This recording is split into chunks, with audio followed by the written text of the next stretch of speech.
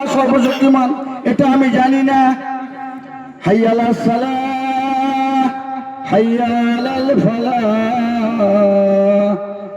নামাজ হচ্ছে মুক্তির পথ, নামাজের জন্য আমি জানি না।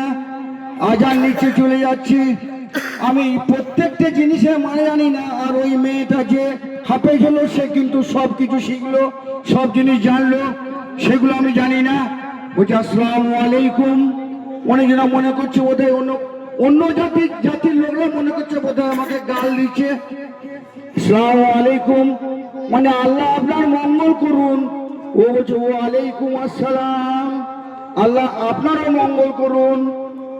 এই কথা তো জানি। অনেকে বলে নমস্কার নমস্কার দাদা, সেটাও বলছে নমস্কার, এ বলছে আসসালামু আলাইকুম।